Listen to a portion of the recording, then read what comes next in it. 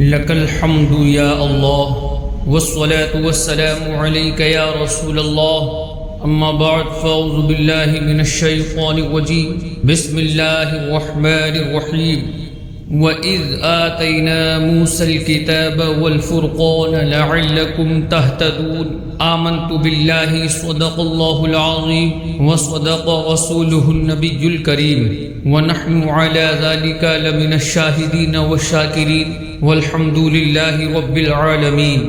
قال الله تبارك وتعالى في شان وعظمة حبيبه الكريم إن الله وملائكته يصلون على النبي يا أيها الذين آمنوا صلوا عليه وسلموا تسليما اللهم صل على سيدنا ومولانا محمد قرة عيني بك يا رسول الله صلى الله تعالى عليه وسلم طب القلوب ودوائها وعافية الأبدان وشفائها ونور الأبصار وضيائها وآله وصحبه دائما أبدا. محترم سامعین اکرام، مختصراً خطبہ مسنونہ کے بعد السلام علیکم ورحمۃ اللہ وبرکاتہ. گفتگو کا سلسلہ دراز کرنے سے قبل اللہ کی بارگاہ میں دعا کر لیں کہ مالک و مولا مجھ حقیر و فقیر کو حق کہنے کی توفیق عطا فرمائے، ہم سبوں کو حق قبول کرنے کی اور اس پر عمل کرنے کی توفیق عطا فرمائے. حدیث پاک ہے ان للہ ملائکۃ سیاحین فی الارض یبلغونی عن امت السلام. زمین پر کچھ فرشتے گھومتے پھرتے ہیں جو میری امت کا سلام مجھ تک پہنچاتے ہیں.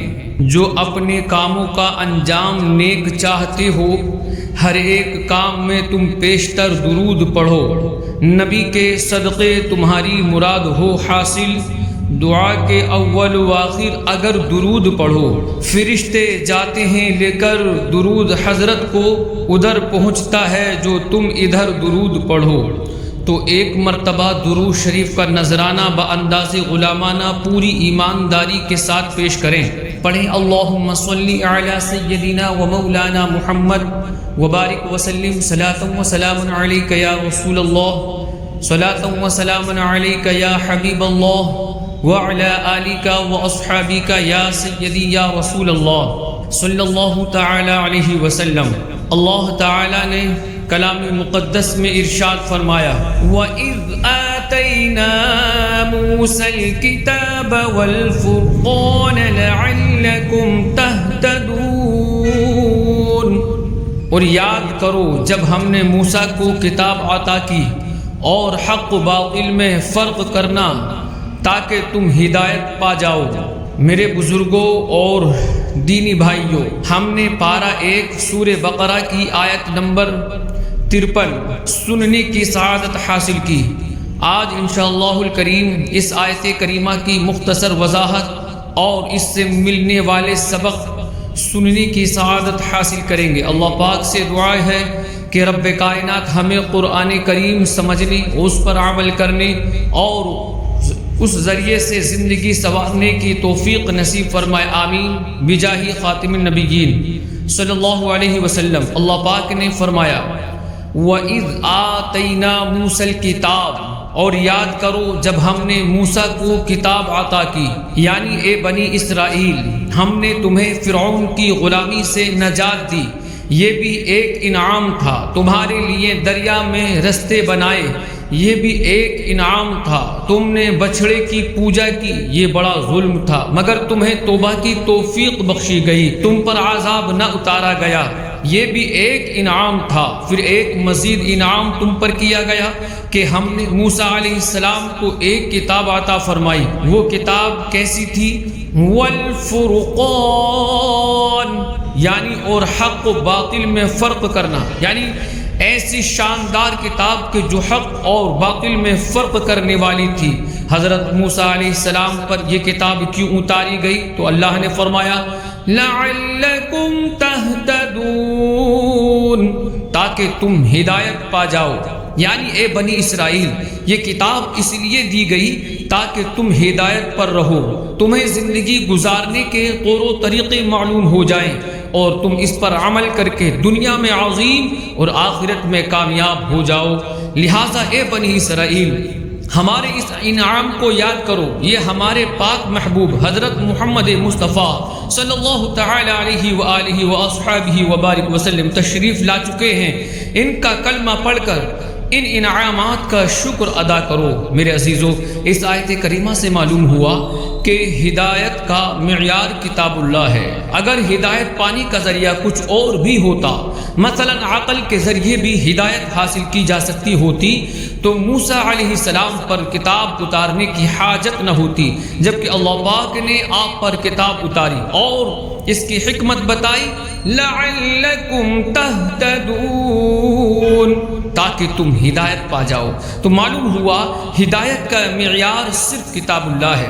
ہم اپنی عقل سے تجربات تو کر سکتے ہیں، ہدایت نہیں پا سکتے۔ دنیاوی علوم کے ذریعے معلومات تو حاصل کی جا سکتی ہیں، مگر درست راہوں کی ہدایت، آخرت کی کامیابیوں کا ذریعہ صرف و صرف کتاب اللہ ہی ہے، اس کے علاوہ اور کہیں سے ہدایت نہیں مل سکتی۔ گزر جا عقل سے آگے کہ یہ نور چراغ راہ ہے، منزل نہیں ہے۔ یعنی کتاب اللہ سے میری مراد وحی ہے، یعنی ہدایت کا معیار وحی ہے، اللہ پاک کا دین ہے۔ حدیث پاک بھی چونکہ وحی ہی ہے، محبوب پاک صلی اللہ علیہ وآلہ وسلم کے ارشادات ہیں، لہٰذا کتاب اللہ کی طرح وہ بھی ہدایت کا سرچشمہ ہے۔ مقصد یہ ہے کہ ہم اپنی عقل سے، اپنی مائنڈ سے ہدایت نہیں پا سکتے، ہدایت صرف دین ہی سے ملے گی۔ میرے بزرگوں اور میرے دوستوں، یہ بات ہمیشہ یاد رکھنی چاہیے کہ ہماری عقل جو ہے یہ محدود ہے، سیمت ہے، لمیٹڈ ہے۔ ہماری عقل کی رسائی صرف اسباب تک ہوتی ہے، اسباب سے آگے کی جو باتیں ہیں اس کی ہدایت ہمیں دین ہی سے ملتی ہے۔ یہ بات میں آپ کو ایک مثال سے سمجھاتا ہوں۔ مولانا روم رحمۃ اللہ تعالی علیہ مثنوی شریف میں فرماتے ہیں، ایک بار ایک فلسفی کہیں سے گزر رہا تھا، اس کے کانوں میں تلاوت قرآن کی آواز آئی۔ کوئی شخص سورہ ملک کی تلاوت کر رہا تھا۔ جب اس نے سورہ ملک کی آخری آیت تلاوت کی جس میں اللہ پاک فرماتا ہے، قُلْ أَرَأَيْتُمْ إِنْ أَصْبَحَ مَاؤُكُمْ غَوْرًا فَمَنْ يَأْتِيكُمْ بِمَاءٍ مَعِينٍ، یعنی تم فرماؤ بھلا دیکھو تو اگر صبح کو تمہارا پانی زمین میں دھس جائے تو وہ کون ہے جو تمہیں نگاہوں کے سامنے بہتا ہوا پانی لا دے۔ یہ آیت کریمہ سن کر وہ فلسفی تکبر اور غرور سے بولا، یہ کون سی مشکل بات ہے؟ اگر اللہ پاک پانی کو زمین میں دھسا دے تو ہم سائنس کے بل پر مختلف آلات و مشینری کے ذریعے پانی کو پھر نکال لیں گے۔ اس فلسفی نے یہ بات کہی اور اپنے راستے چلا گیا۔ رات کو جب یہ سویا تو خواب میں دیکھا کہ ایک بہت طاقتور شخص آیا، اس نے اس فلسفی کے منہ پر زوردار تھپڑ مارا جس سے اس کی دونوں آنکھیں نکل گئیں اور ساتھ ہی آنکھوں میں جو نور کا ایک ایک قطرہ پانی تھا وہ زمین پر گر کر خشک ہو گیا۔ خواب میں آنے والے اس شخص نے خواب ہی میں کہا، اے بد نصیب، اگر تو واقعی کدال، پھاوڑے اور دیگر سائنسی آلات و مشینری کے ذریعے اللہ تعالی کی مدد کے بغیر زمین سے پانی نکال سکتا ہے تو اپنی آنکھوں سے نکلنے والے ان دو قطروں کو زمین سے نکال کر دکھا۔ صبح کو جب فلسفی صاحب اٹھے تو آنکھیں پھوٹی ہوئی تھی، کچھ دکھائی نہیں دے رہا تھا۔ غرور اور تکبر کا سارا نشہ بھی اتر چکا تھا۔ کسی کو تاج وقار بخشے، کسی کو ذلت کے غار بخشے، جو سب کے ماتھے پہ مہر قدرت لگا رہا ہے وہی خدا ہے۔ تو معلوم ہوا ہماری عقل محدود ہے، ہم صرف وہیں تک سوچ سکتے ہیں جہاں تک ہماری عقل پہنچتی ہے، مگر اللہ تعالیٰ کی قدرت ہماری عقل سے کہیں آگے ہے۔ اس لیے درست راہ یہ ہے کہ آدمی اپنی عقل سے نہیں بلکہ اللہ تعالیٰ کی کتاب کے ذریعے سے ہدایت حاصل کرے۔ میرے بزرگوں اور دوستوں، انسان اپنے ماضی سے سیکھتا ہے۔ ماضی کی چند مثالیں دیکھیے۔ حضرت نوح علیہ السلام اللہ پاک کے نبی ہیں۔ آپ 950 سال تک اپنی قوم کو تبلیغ فرماتے رہے، مگر قوم کا جواب تھا مجنون وزدجر، یعنی یہ پاگل ہے، اور نوح کو جھڑکا گیا۔ یعنی یہ بدبخت دین کو پاگل پن اور اپنی عقل کو معراج ہدایت یعنی ہدایت کا اعلیٰ درجہ سمجھتے تھے۔ وہ 80 افراد جو حضرت نوح علیہ السلام پر ایمان لائے، یہ غیر مسلم بے دین انہیں بادی الرائے، کم فہم، کم عقل کہتے تھے۔ آخر کار نتیجہ کیا نکلا؟ سخت طوفان آیا، زمین نے اپنے چشمے بہا دیے، آسمان سے خوب پانی برسا، ساری زمین ڈوب گئی۔ بچے کون؟ صرف وہ 80 افراد جو حضرت نوح علیہ السلام پر ایمان لا چکے تھے۔ یعنی یہ غیر مسلم بے دین جنہیں بے عقل کہتے تھے، حقیقت میں وہ عقل مند تھے، وہ مائنڈڈ تھے، انہوں نے دین قبول کر کے خود کو اس تباہی سے بچا لیا۔ وہ غیر مسلم جو خود بے عقل تھے، جو سیلاب میں ڈوب کر تباہ و برباد ہو گئے۔ اسی طرح حضرت ہود علیہ السلام تشریف لائے، آپ نے لوگوں کو دین کی دعوت دی، سامنے سے عقل پرستوں نے کیا کہا؟ بولے اِنَّا لَنَرَاكَ فِي سَفَاهَةٍ، بے شک ہم تمہیں بے وقوف سمجھتے ہیں۔ اللہ اکبر۔ اس کا نتیجہ کیا نکلا؟ اللہ پاک نے ان پر آندھی کا عذاب بھیجا۔ یہ جتنے عقل پرست تھے سب کے سب اس آندھی میں تباہ ہو گئے، فنا کے گھاٹ اتر گئے۔ باقی کون بچا؟ حضرت ہود علیہ السلام اور ان پر ایمان لانے والے خوش نصیب حضرات۔ تو معلوم ہوا ہماری عقل محدود ہے، ہم سب کچھ اپنی عقل سے، اپنے مائنڈ سے نہیں سیکھ سکتے، ہر بات کو اپنی عقل سے حل نہیں کر سکتے۔ ہم دین کے محتاج ہیں، کتاب اللہ کے محتاج ہیں۔ ہمیں ہدایت ملنی ہے تو صرف اور صرف اللہ پاک کی کتاب سے ملنی ہے۔ بلکہ سچی بات یہ ہے کہ دنیا بھی سنورتی ہے، دین کی برکت سے سنورتی ہے، اور آخرت کی کامیابی بھی ملتی ہے تو دین کی برکت سے ملتی ہے۔ اللہ پاک قرآن کریم میں فرماتا ہے وَلَوْ أَنَّ أَهْلَ الْكِتَابِ آمَنُوا وَاتَّقَوْا لَكَفَّرْنَا عَنْهُمْ سَيِّئَاتِهِمْ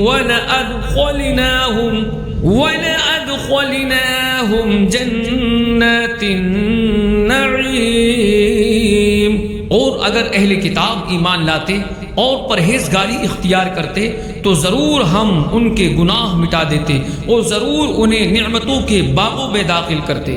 یہ اہل کتاب کے لیے آخرت میں کامیابی کی ضمانت ہے کہ اہل کتاب جن کے لیے آسمانی کتابیں اتاری گئیں، اگر یہ ایمان قبول کر لیتے، تقوی اختیار کر لیتے تو ان کی خطائیں مٹا دی جاتی اور انہیں نعمتوں والی جنت میں داخل کر دیا جاتا۔ مزید فرمایا وَلَوْ أَنَّهُمْ أَقَامُوا التَّوْرَاةَ وَالْإِنْجِيلَ وَمَا أُنْزِلَ إِلَيْهِمْ مِنْ رَبِّهِمْ لَأَكَلُوا مِنْ فَوْقِهِمْ وَمِنْ تَحْتِ أَرْجُلِهِمْ۔ یعنی اور اگر وہ تورات اور انجیل اور جو کچھ ان کی طرف ان کے رب کی جانب سے نازل کیا گیا اسے قائم کر لیتے تو انہیں ان کے اوپر سے اور ان کے قدموں کے نیچے سے رزق ملتا۔ یعنی وہ لوگ جنہیں تورات عطا کی گئی، جنہیں انجیل عطا کی گئی، اگر وہ تورات اور انجیل پر ویسا ہی عمل کرتے جیسا انہیں حکم دیا گیا تھا تو کیا ہوتا؟ آسمان ان پر برکت برساتا، زمین برکت اگا دیتی، یعنی ان کے لیے آسمان و زمین سے رزق کے دروازے کھول دیے جاتے اور وہ دنیا میں بھی کامیاب ترین ہو جاتے، مگر انہوں نے یوں نہیں کیا۔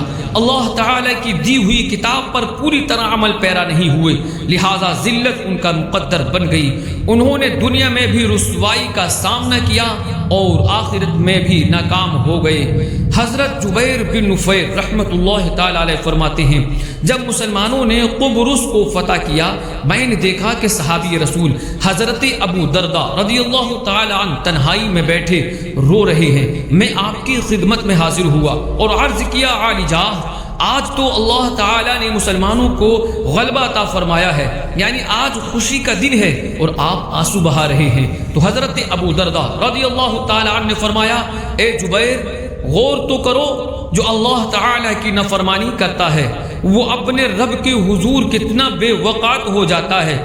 قبرص کے رہنے والے کیسے غلبے اور عزت والے تھے، انہوں نے اللہ تعالیٰ کے احکام چھوڑے، اپنے رب کریم کی نافرمانی کی تو ان کا یہ حال ہوا کہ آج انہیں شکست ہوئی اور یہ ذلیل اور رسوا ہو گئے۔ تو معلوم ہوا جب اللہ تعالیٰ کی کتاب پر عمل چھوڑ دیا جاتا ہے تو ذلت و رسوائی آتی ہے۔ دیکھیے اہل قبرص عزت والے تھے، غلبے والے تھے، جب انہوں نے کتاب اللہ پر عمل کو چھوڑا تو ذلیل اور رسوا ہو گئے۔ میرے عزیزو، ہم سے پہلوں کو تورات دی گئی تھی، انہوں نے اس پر جب تک عمل کیا عزت دار اور غلبے والے رہے، جب عمل چھوڑ دیا تو ذلیل و رسوا ہو گئے۔ زبور والوں کو زبور عطا کی گئی، انہوں نے جب تک عمل کیا کامیاب رہے۔ پھر انجیل والوں کو انجیل عطا کی گئی، انہوں نے بھی جب تک عمل کیا کامیاب رہے، جب عمل چھوڑ دیا تو کئی طرح سے مشکلات میں پھنس گئے۔ اب ہماری باری ہے، ہمیں اللہ تعالیٰ نے سب سے افضل کتاب قرآن کریم عطا فرمائی۔ اللہ تعالیٰ قرآن کریم میں فرماتا ہے، اے مسلمانوں تمہیں قرآن عطا کر دیا گیا، کیوں؟ تاکہ تم یہ نہ کہو کہ لو انا انزل علینا الکتاب لکنا ہدی منہم، یعنی اگر ہم پر کتاب اترتی تو ہم ان سے زیادہ ہدایت یافتہ ہوتے۔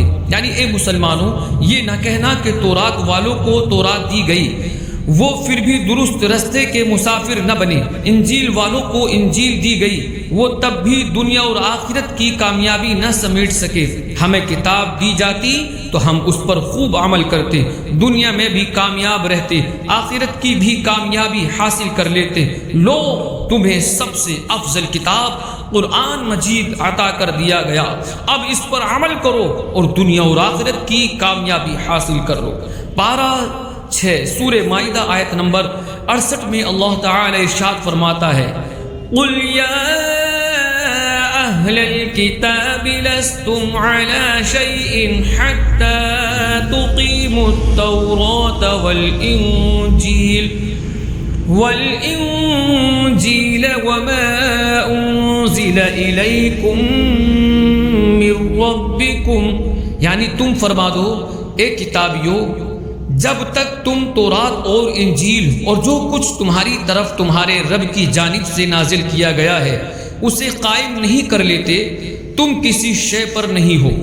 حضرت سفیان بن عیینہ رحمۃ اللہ تعالی علیہ حدیث کے بہت بڑے عالم ہیں، آپ فرماتے ہیں قرآن کریم کی یہ آیت کریمہ میرے لیے تمام آیات سے بھاری ہے۔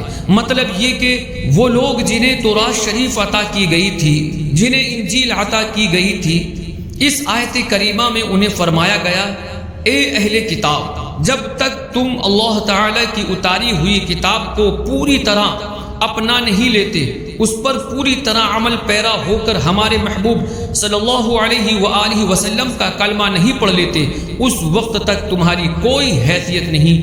اسی طرح ہم بھی کتاب والے ہیں، ہمیں اللہ تعالی نے قرآن کریم کی نعمت سے نوازا ہے، لہٰذا ہم بھی جب تک قرآن کریم پر پوری طرح عمل پیرا نہیں ہو جاتے ہماری بھی کوئی حیثیت کوئی وقت نہیں ہے۔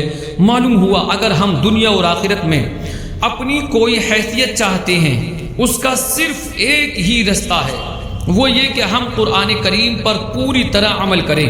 اسی قرآن کے ذریعے اللہ تعالی عزت و وقار عطا فرماتا ہے۔ ہمیں ترقی جب بھی ملی ہے اسی قرآن کے ذریعے ملی ہے، اور قیامت تک جب بھی مسلمان ترقی کریں گے اسی قرآن کے ذریعے حاصل کریں گے، اس کے سوا دوسرا کوئی راستہ نہیں ہے۔ میرے بزرگوں، آج اگر ہم ذرا غور کریں، ہمارے ہاں عموماً لوگ آپس میں باتیں اور تبصرے کرتے ہوئے کہتے ہیں غیر مسلم ترقی کر گئے، غیر مسلم چاند پر پہنچ گئے وغیرہ وغیرہ۔ اگر حقیقت کی نگاہ سے دیکھا جائے تو اصل میں ترقی کافروں نے نہیں کی بلکہ پیچھے ہم رہ گئے ہیں۔ اس بات کو ایک مثال سے سمجھیے، ایک شخص کار میں بیٹھا کار چلا رہا ہو اور دوسرا موٹر سائیکل پر سوار ہو تو یقیناً کار کی رفتار زیادہ ہوتی ہے، لہٰذا کار آگے نکل جائے گی۔ لیکن اگر کار والا کار 40 کی اسپیڈ پر چلا رہا ہو اور موٹر سائیکل والا بائک والا 80 کی رفتار سے جا رہا ہو تو یقیناً موٹر سائیکل اور بائک والا آگے نکل جائے گا۔ اب ہم کیا کہیں گے کہ موٹر سائیکل کار سے زیادہ تیز رفتار ہے؟ نہیں، ہم کہیں گے کہ تیز رفتار تو کار ہی ہے، مگر کار والے نے اپنے پاس موجود سہولیات کو استعمال کرنے میں سستی اور غفلت سے کام لیا۔ یہی حال ہمارا بھی ہے۔ 100% یقینی ترقی کے، کامیابی کے، رفعت و بلندی کے جو اسباب اور ذرائع مسلمانوں کے پاس ہیں دنیا کی اور کسی قوم کے پاس نہیں ہیں۔ لیکن مسئلہ یہ ہے کہ ہم نے یہ ذرائع غلاف میں لپیٹ کر الماری کی زینت بنا دیے ہیں۔ اگر مسلمان واقعی صحیح معنوں میں قرآن کریم کے نظام زندگی کو اپنا لیں تو یقین مانیے ہمارا معاشرہ دنوں میں ترقی کر سکتا ہے، اور یہ صرف جذباتی نہیں بلکہ حقیقت و ریئلٹی ہے۔ اس کی صرف ایک مثال سنیے۔ دیکھیے آج کے دور میں تقریباً ہر طرف غربت کا رونا رویا جا رہا ہے۔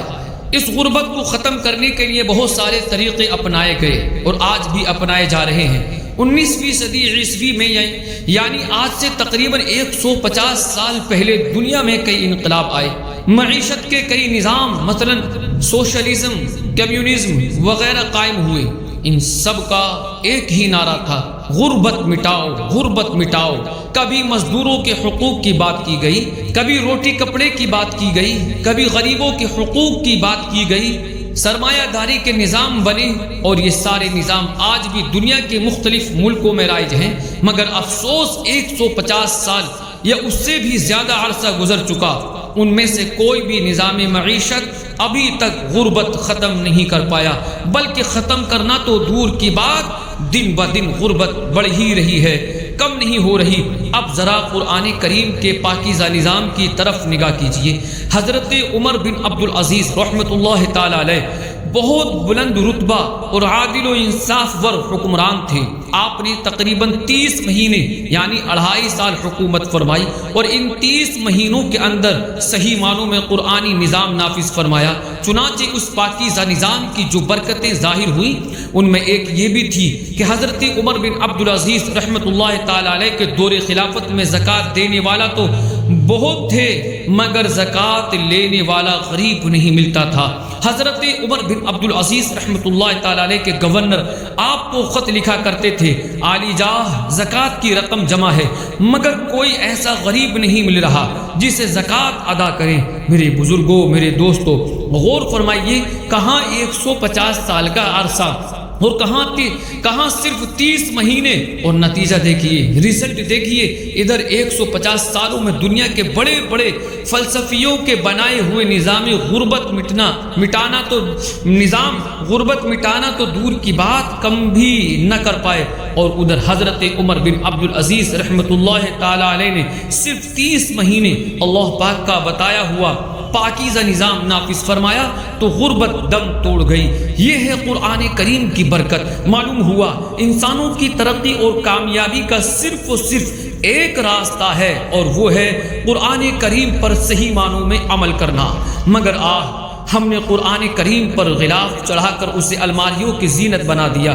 وضاحت کر دوں، قرآن کریم کا ادب کرنا تو اچھا ہے، مگر صرف ادب نہیں بلکہ قرآن کریم کی تلاوت بھی کرنی چاہیے، اسے سمجھنا بھی ہے، اس پر عمل بھی کرنا ہے۔ افسوس وہ پاکیزہ قرآن جو دونوں جہان میں ہماری کامیابی کا پیغام لے کر آیا تھا، ہم نے اللہ تعالی کے اس پاکیزہ کلام سے منہ موڑ لیا۔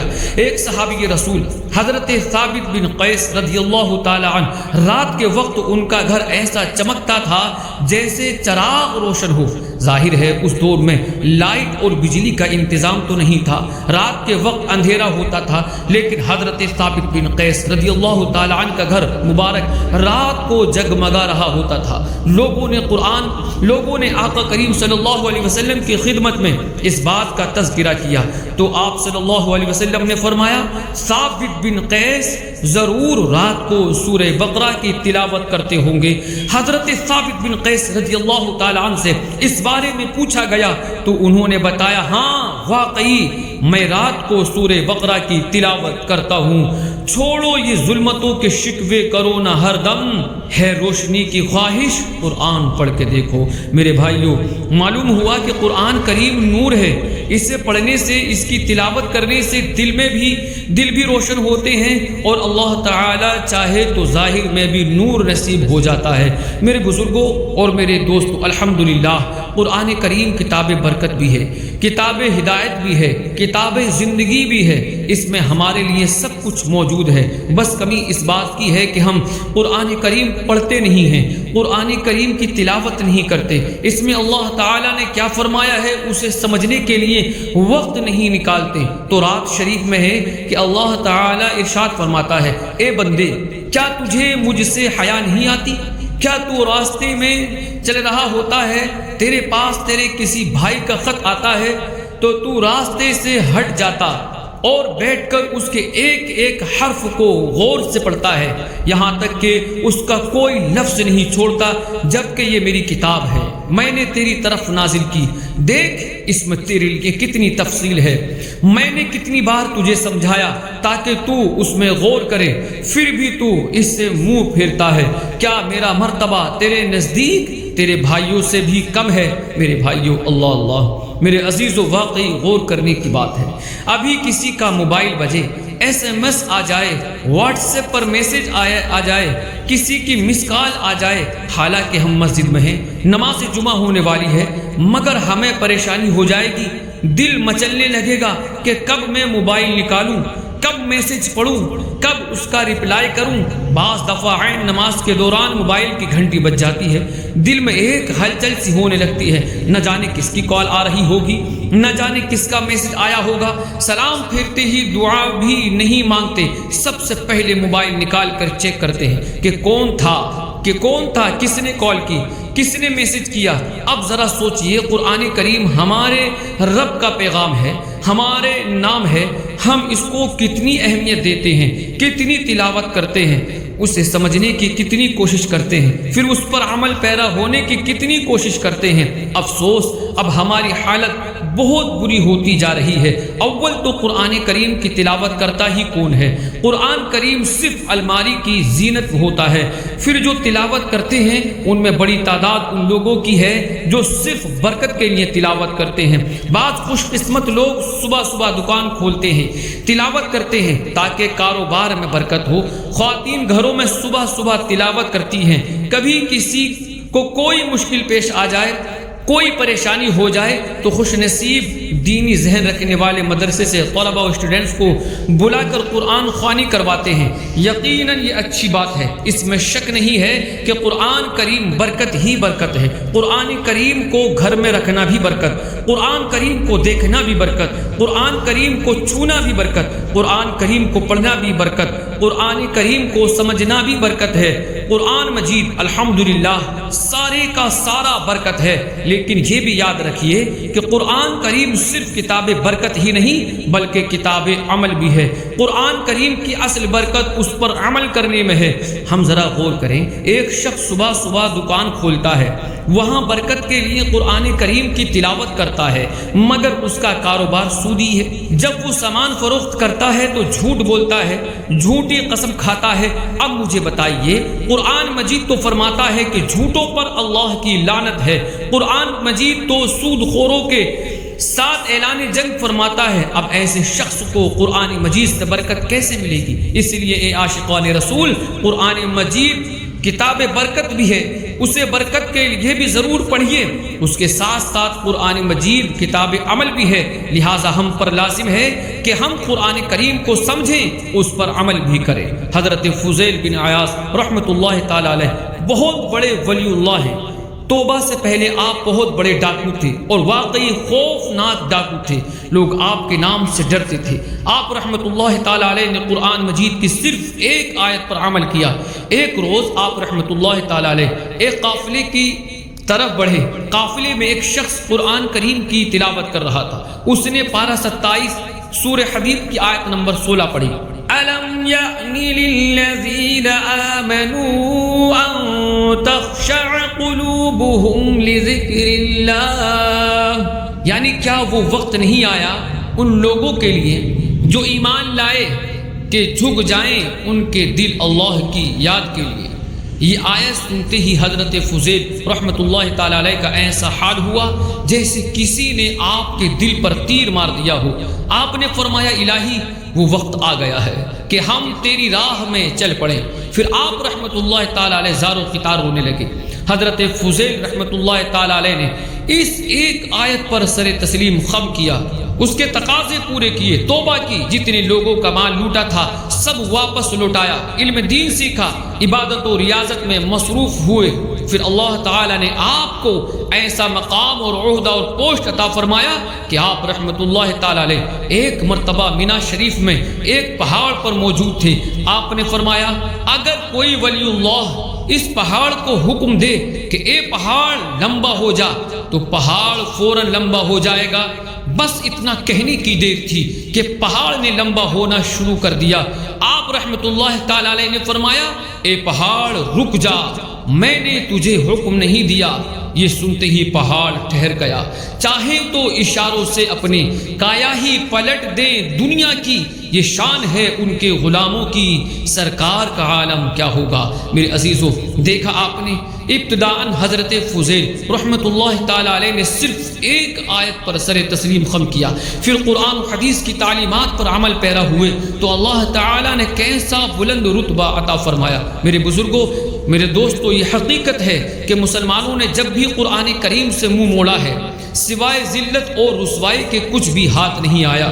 الحمدللہ صحابہ اکرام علیہم الرضوان, تابعین, بزرگان دین, اللہ تعالیٰ کے نیک بندے قرآن کریم پر عمل کرنے والے تھے, قرآن کریم کے ساتھ جڑے رہنے والے تھے.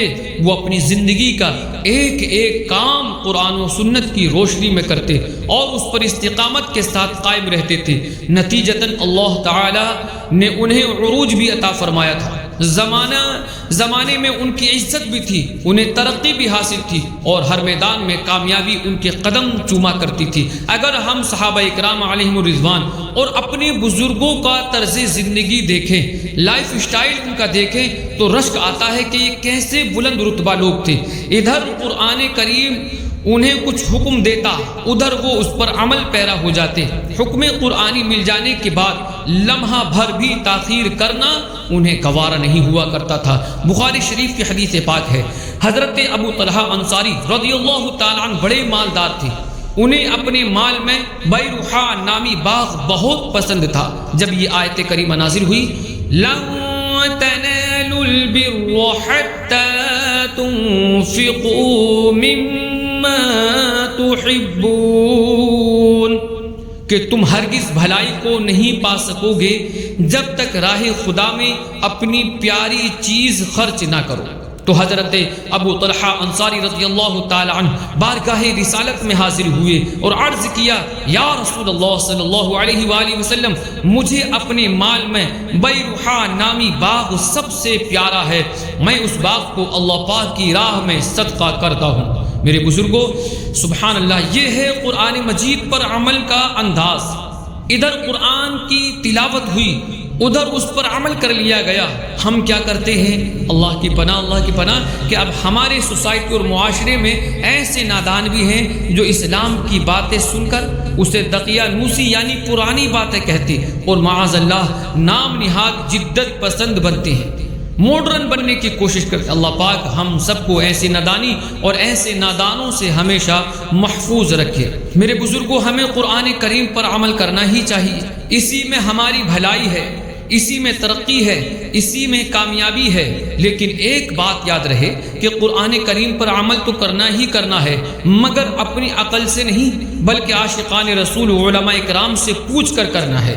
اپنی عقل کے گھوڑے دوڑائیں گے تو کہیں ایسا نہ ہو کہ شیطان کی چالوں میں پھنس جائیں اور قرآن کریم پر عمل کرنے کی بجائے شیطان کے پیچھے پیچھے جہنم کی طرف چل پڑیں. اس لیے عاشقان رسول علماء جن کو اللہ پاک نے قرآن کریم کا علم عطا فرمایا ہے, قرآن کریم کی سمجھ جنہیں عطا کی گئی ہے, ان سے پوچھ کر ہی قرآن مجید پر عمل کرنا ہے. اللہ پاک ہم سب کو عمل کی توفیق عطا فرمائے, آمین بجاہ خاتم النبیین صلی اللہ تعالی علیہ وآلہ وسلم. بیان کو اختتام کی طرف لاتے ہوئے ایک شرعی مسئلہ عرض کرتا ہوں. مسئلہ یہ ہے کہ سجدہ سہو میں بھی امام کی پیروی واجب ہے. یعنی بعض دفعہ امام صاحب نماز میں سجدہ سہو کرتے ہیں, ایسے موقع پر وہ مقتدی جن کی کچھ رکعتیں رہ گئی ہوتی ہیں, مثلا دوسری یا تیسری رکعت میں شامل ہوئے ہوتے ہیں, وہ بعض دفعہ پریشان ہو رہے ہوتے ہیں کہ اب ہم نے کیا کرنا ہے. مسئلہ سمجھ لیجئے کہ امام کی پیروی واجب ہے, سجدہ سہو کے معاملے میں بھی واجب ہے.